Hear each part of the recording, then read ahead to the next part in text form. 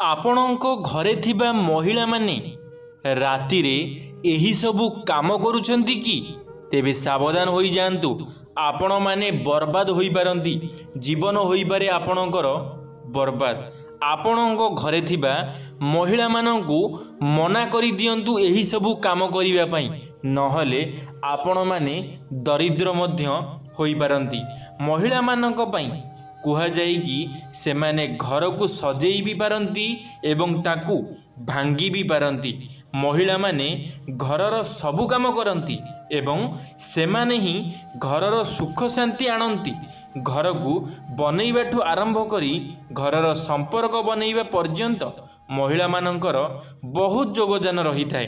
ଯଦି ମହିଳାମାନଙ୍କ ଦ୍ୱାରା କିଛି ଭୁଲ ହୋଇଯାଏ, ଘରଟି ପୁରା ଖରାପ ହୋଇଯାଇଥାଏ।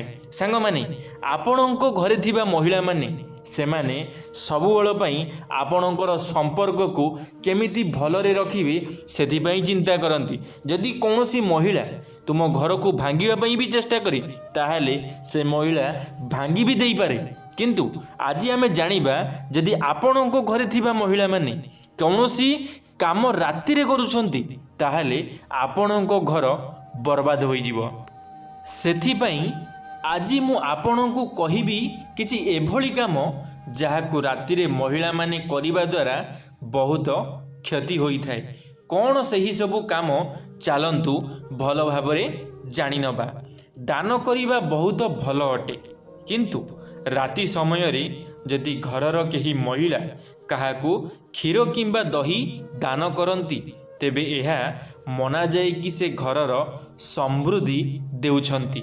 ସାଙ୍ଗମାନେ, ଆପଣଙ୍କ ଘରେ ଥିବା ମହିଳାମାନଙ୍କୁ ଏବେ ସତର୍କ କରିଦିଅନ୍ତୁ, ଯଦି ସେମାନେ ରାତିରେ କାହାକୁ କ୍ଷୀର ହେଉ କି ଦହି ହେଉ କି କ୍ଷୀର ଜାତୀୟ କୌଣସି ବି ଜିନିଷ କାହାକୁ ଦାନ କରୁଛନ୍ତି, ତାହେଲେ ସେମାନେ ଜାଣି ରଖନ୍ତୁ ଆପଣଙ୍କ ଘରେ ଅଶାନ୍ତି ସୃଷ୍ଟି ହୋଇପାରେ।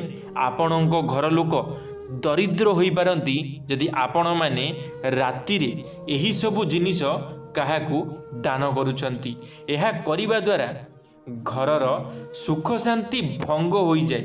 ପୂର୍ବ ସମୟରେ ଯାହା ଘରେ ଦୁଧ, ଦହି ଏବଂ ଘିଅ ରହୁଥିଲା, ତାକୁ ବହୁତ ଖୁସି ବ୍ୟକ୍ତି ବୋଲି ମନାଯାଉଥିଲା। ସାଙ୍ଗମାନେ, ଆଜିକା ସମୟରେ ପ୍ରାୟତଃ ସମସ୍ତଙ୍କ ଘରେ ଆପଣମାନଙ୍କୁ କ୍ଷୀର, ଦହି, ଛେନା ଏସବୁ ଜିନିଷ ଦେଖିବା ପାଇଁ ମିଳୁଛି। କିନ୍ତୁ ଗୋଟିଏ ସମୟ ଥିଲା, ସମସ୍ତଙ୍କ ପାଖରେ ଗାଈ ନଥିଲା, ସମସ୍ତଙ୍କ ଘରେ ସମସ୍ତେ ଗାଈ ରଖିପାରୁନଥିଲେ ଆଉ ସମସ୍ତଙ୍କ ଘରେ କ୍ଷୀର ମଧ୍ୟ ରହୁନଥିଲା। କିନ୍ତୁ ଯେଉଁ ବ୍ୟକ୍ତି ଘରେ କ୍ଷୀର, ଦହି, ଛେନା ଏହିସବୁ ଜିନିଷ ରହୁଥିଲା, ସବୁଠାରୁ ଧନୀ ଲୋକ ବୋଲି ତାକୁ ମନାଯାଉଥିଲା। ଦ୍ୱିତୀୟରେ ହେଉଛି, ଅଇଁଠା ବାସନ ରାତିରେ ଛାଡ଼ିବା ଉଚିତ ନୁହେଁ। ଆପଣ ଅଇଁଠା ବାସନ ସକାଳ ପାଇଁ ଛାଡ଼ନ୍ତୁ ନାହିଁ। ମହାଭାରତରେ ଦ୍ରୌପଦୀଙ୍କୁ ଅକ୍ଷୟ ପାତ୍ର ମିଳିଥିଲା, ଯେଉଁଥିରେ ଖାଇବା କେବେ କମ୍ ହେବ ନାହିଁ। ଖାଇବା ସେତେବେଳେ କମ୍ ହୁଏ ଯେତେବେଳେ ଦ୍ରୌପଦୀ ସେଥିରୁ ଖାଇ ନିଅନ୍ତି। ସେଥିପାଇଁ ମହିଳାମାନେ ନିଜ ଘରର ବାସନ ଧୋଇ ନିଅନ୍ତୁ। ଆପଣମାନେ ରାତିରେ ଯେଉଁ ଖାଇବାଟି ଖାଉଛନ୍ତି, ଯାହାକୁ ଆପଣମାନେ ଇଂରାଜୀ ଭାଷାରେ ଡିନର ବୋଲି କହିଥାନ୍ତି, ଆଉ ଆପଣମାନେ ସେହି ଖାଦ୍ୟକୁ ଖାଇଲା ପରେ ବାସନଟିକୁ ଆପଣମାନେ ରଖିଦେଇଥାନ୍ତି ସକାଳକୁ ମାଜିବା ପାଇଁ, ସକାଳକୁ ବାସନଟିକୁ ସଫା କରିବା ପାଇଁ। କିନ୍ତୁ ଆପଣମାନେ ଜାଣି ରଖନ୍ତୁ, ଯଦି ଆପଣମାନେ ରାତିର ବାସନକୁ ସକାଳ ପର୍ଯ୍ୟନ୍ତ ରଖୁଛନ୍ତି, ତାହେଲେ ଆପଣଙ୍କ ଘରେ ଖାଦ୍ୟର ବି ଗୋଟିଏ ସମୟରେ ଅଭାବ ପଡ଼ିପାରେ। ଆପଣଙ୍କ ଘର ଲୋକଙ୍କୁ ଗୋଟିଏ ସମୟରେ ଖାଦ୍ୟ ବି ନ ମିଳିପାରେ। ତ ସେଥିପାଇଁ ଆପଣମାନେ ଦୟାକରି ଏମିତିକା ଭୁଲ କରନ୍ତୁ ନାହିଁ। ଯଦି ଆପଣଙ୍କ ଘରେ କେହି ରାତିରେ ଖାଦ୍ୟ ଖାଇକିରି ବାସନ ରଖୁଛନ୍ତି, ଅଇଁଠା ବାସନ ପକାଇକି ରଖୁଛନ୍ତି, ତାହେଲେ ତାଙ୍କୁ ସତର୍କ କରାଇ ଦିଅନ୍ତୁ। ତାଙ୍କୁ ଏକଥା କୁହନ୍ତୁ ଯେ ରାତିରେ କୌଣସି ବି ଅଇଁଠା ବାସନ ସକାଳ ପର୍ଯ୍ୟନ୍ତ ରଖନ୍ତୁ ନାହିଁ, ନହେଲେ ଆପଣଙ୍କ ପରିବାର ଭିତରେ ବହୁତ ଅଶାନ୍ତି ଲାଗିପାରେ ଆଉ ଆପଣଙ୍କ ଘର ପରିବାର ଖାଦ୍ୟ ମଧ୍ୟ ଖାଇବାକୁ ନ ପାଇପାରନ୍ତି। ମହିଳାମାନଙ୍କର ଚୁଟି ତାଙ୍କ ପାଇଁ ସୁନ୍ଦରତାର ରହସ୍ୟ ଅଟେ। ଜଣେ ମହିଳା ନିଜର ଚୁଟି ସଜେଇବା ପାଇଁ ଘଣ୍ଟା ଘଣ୍ଟା ସମୟ ଲଗାନ୍ତି। ମହିଳାଙ୍କୁ ରାତିରେ ଶୋଇବା ସମୟରେ କେବେ ବି ନିଜର ଚୁଟି ଖୋଲିବା ଉଚିତ ନୁହେଁ। जदि आपण एहाको मानुनाहांती तेबे घरे नकारात्मक ऊर्जा जन्म नहीं थाए। सेथिपाई महिलांकु सोहिबा समय रे चुट्टी बांधी सोइबा उचित होइथाए। सांगमाने आपणको घरे थिबा महिला माने जदि राति रे तांकर केश बा चुट्टी को खोला रखुचंती ताहले सेमानंकु सतर्क करई दियंतु। केबे भी हेले सेमानंकु राति रे चुट्टी खोला करी सोइबा पई दियंतु नाही। जदि सेमाने राति रे चुट्टी खोला करी सोउचंती ताहले आपणको घर उपरे खराब नजर पड़ी थाए, खराब शक्तिर ऊर्जा पड़ी थाए। जेमिति कि आपणको घर उपरे केही ब्लैक मैजिक जहाकू कुहा जाए तंत्र विद्या करि थाए, गुणी गारेडी आपणको घर उपरे होई थाए। यदि आपणको घरे कौनसी महिला राति रे चुट्टी खोला रखिकी शोउछंती तो सेथिपाई आपण माने तांको सतर्क करि दियंतु कि सेमाने राति रे जेमिति चुट्टी खोला रखी न शोअंतु।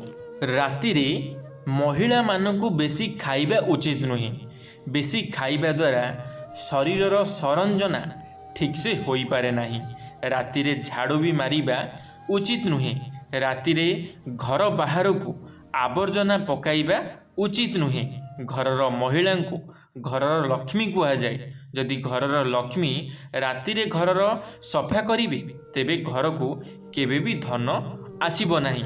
सांग माने आपणको घरे थिबा महिला मानकु कुहंतु सेमाने राति रे टिके खाइबा कम करंतु। कारण राति रे लोक माने कोन करिथांती ना सबुठारु अधिक खाइबा पई चेष्टा करिथांती, किंतु जहाकी आम शरीर पई बहुत खराब होइताए। तो सेति पई महिला मानकु कहि देबे जदि भी केही महिला माने आपणको घरे अधिक राति रे खाउथिबे ताहले तांको सतर्क करई दियंतु, कारण से माने असुस्थ होई पारंती। और द्वितीय रे हेउची जदि आपणको घरे महिला माने राति रे घरर झाड़ू मारुचंती आ से झाड़ू मारी सारिला परे से अलिया आवर्जना को नहीं बाहर फोपाड़ुछंती ताहले सेमानंकु सतर्क करई दियंतु। कारण घरर महिला माने घरर लक्ष्मी होई थांती। आ आपण माने जानिथिबे पूर्वपुरुष माने कहिचंती राति रे घरर अलिया आवर्जना को केबे भी हेले बाहर फोपाड़ंतु नाही। कारण राति रे घरर झाड़ू मरा जाए नाही। जो माने भी न मानी झाड़ू मारुछंती तो सेमानंकु आपण माने सतर्क करई दियंतु। सेमानंकु आपण माने मना करि दियंतु। जदि सेमाने न मानुछंती ताले आपण माने जानि रखंतु गोटे समय रे तांको घरे निश्चित भाव धनर अभाव देखा जीवो। सांग माने जदि आपण मानकु ए वीडियो रु किछि शिखिबा पई मिलिथिबो ताहले लाइक टे निश्चित भाव में करदेवे। कमेंट बॉक्स रे आपण मानकर मतामत रखिबे। जदि आपण माने आम टॉकिंग वर्ल्ड यूट्यूब चैनल रे प्रथम दर पई चैनल टी को सब्सक्राइब निश्चित भाव में करदेवे। धन्यवाद। जय श्री जगन्नाथ, जय मां सरला, जय श्री कृष्ण।